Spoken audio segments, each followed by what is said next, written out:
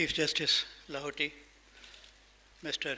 Rijiju, Minister, Mr. Virappa Moili, Mr. Fali Nariman, Maya Daruwala, my colleague Ramachandran, and Mr. Praveen Swami, and very distinguished members among the audience, ladies, gentlemen, and friends.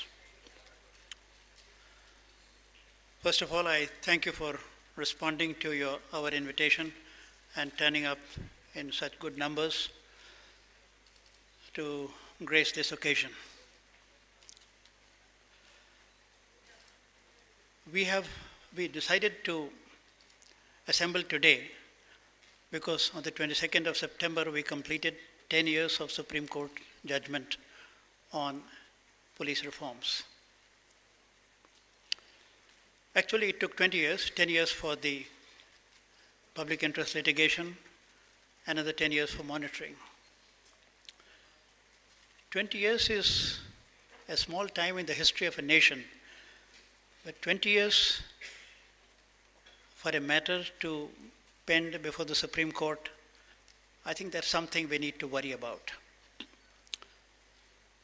The PIL took 10 years, that is understandable. Cases do take long time. But why should it have taken 10 years to ensure implementation of that judgment? That is the big question.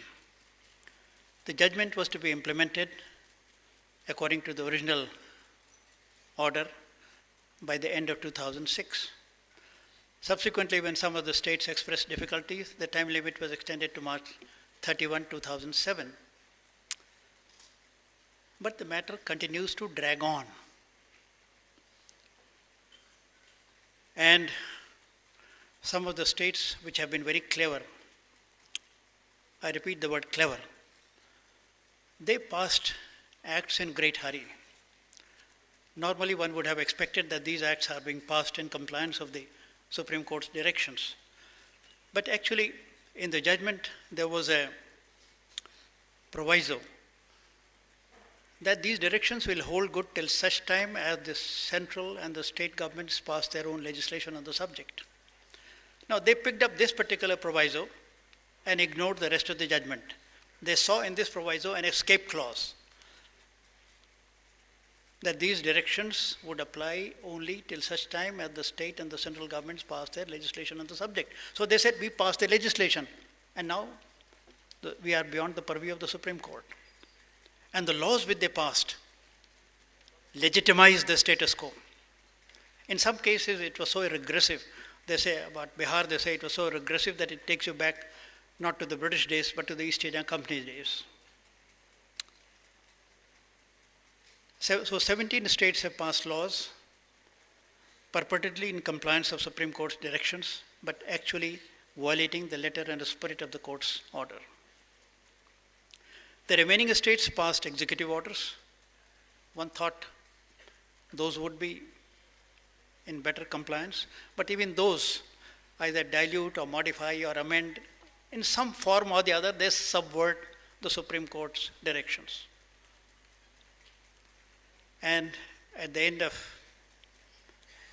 10 years of monitoring,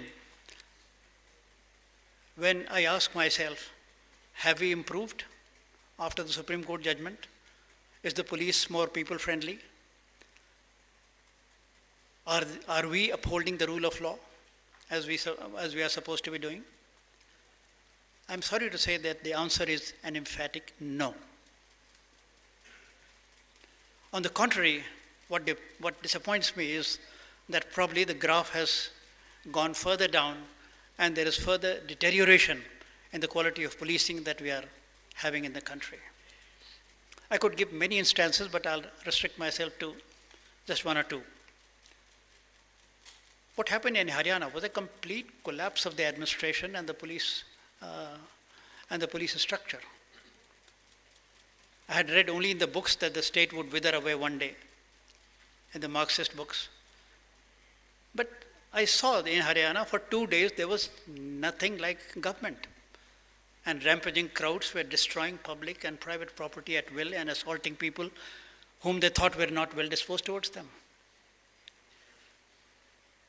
Now, are we going to, my worry is that a similar collapse can happen in other states also. Because there are disturbing similarities in the power structures and equations that existed in Haryana and that exist in some other states also. The possibility of a similar collapse in some other states on the eve of elections can never be ruled out. It's terrible that during the last 10 years, so much happened. You see, when we presented before the Supreme Court that the states are not complying, the probably courts were not inclined to trust me, and they said, no, we will appoint a committee to go into what is the level of compliance. So they appointed a Justice Thomas committee in 2008, and in 2010, they came up with a report expressing, to quote their words, dismay over the total indifference, quote unquote, dismay over the total indifference of the states to complying with the Supreme Court's directions. That report was given in 2010. In 2012, we had another committee headed by Justice J.S. Verma. The context was entirely different. That was constituted in the wake of Nirbhaya Kand. And the committee's mandate was also different. But the committee devoted one full chapter, I think about 20 pages, to police reforms. And they very clearly said that if crimes under women and crimes generally are to be brought under control, then the directions given by the Supreme Court in Union of India versus Prakash Singh have to be implemented. They very clearly said that there are systemic problems in policing, and the answer lies in implementing the Supreme Court judgment. That was said in 2013. So 2010, Justice Thomas said something, 2013, Justice Verma said, but all this had no impact on the state governments. And some of the states were so brazen in their defiance of the Supreme Court orders. In my own state of Uttar Pradesh, they appointed DGPs for 1 month and 2 months and 3 months and 6 months. We went to the Supreme Court, look, my lord, this is what is happening. But the Supreme Court was also not inclined to issue any contempt notice, even on such a brazen defiance of its own directions. The question that I have, which are agitating in my mind are, number one, if the Supreme Court issues direction, a set of directions, it has a certain sanctity about it. It is a direction coming from the highest court of the land. Can any individual, organization or state defy those directions and get away with it? This is my big question. And if they can get away with it, which seems to be the impression in the states currently, then I'm afraid that the directions of the Supreme Court would be treated with contempt by people, by organizations or by states which think that they can afford to do it and get away with it. That would lead to breakdown of the constitutional machinery.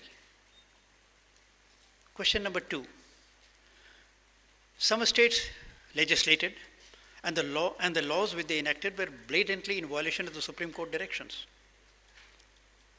Now, should these states be allowed to get away with laws which violate the letter and the spirit of the court's directions just because you have the power to enact a law? Can you enact a law in defiance, perpetually in defiance, in a mala fide manner, defying the directions of the court? Should those acts not be declared ultra vires of the Constitution? This is the second question I have. Now, these things are agitating my mind, and we are at a very critical juncture. We are pursuing this matter of police reforms not for the glory of the police. Let it be said very clearly, not for the glory of the police.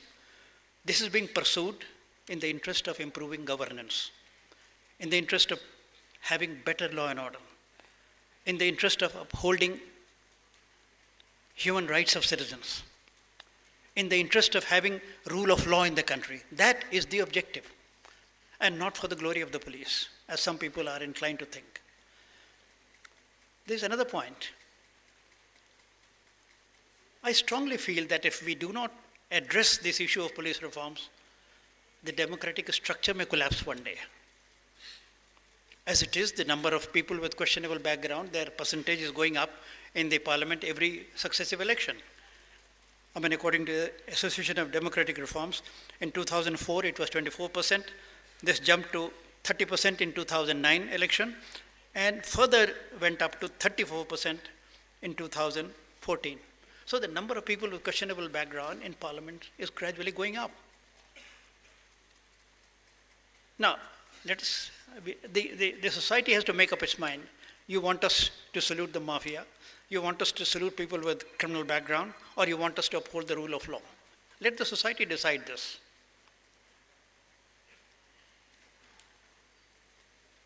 You see, alongside another disturbing development, the nexus about which Vora Committee talked in 1993, that nexus is becoming very powerful, very powerful. And if you want any proof, I could go to any amount of it, but the latest was the manner in which Shahabuddin was released on bail. It's the power of the nexus which brought that mafia outside the jail. So this nexus is also becoming very, very powerful. The total scenario is very grim and serious, and if we do not wake up to the importance, the relevance, and the urgency of police reforms, we could be heading for very bad times. The last point. We are very proud of the economic progress which this country is making, and rightly so.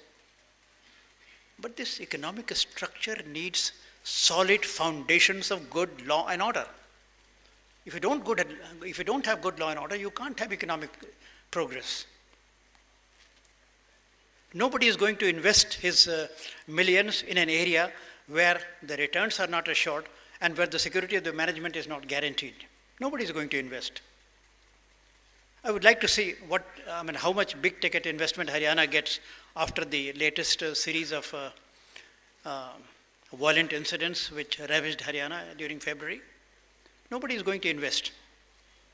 So what is at stake is not only good policing, but a healthy democracy is at stake, and sound economic progress or sustained momentum of economic progress is at stake. That, ladies and gentlemen, is the crisis that we are facing. And for this, we have very distinguished luminaries before you, and I hope they are able to throw more light on the issues I have raised. Thank you very much.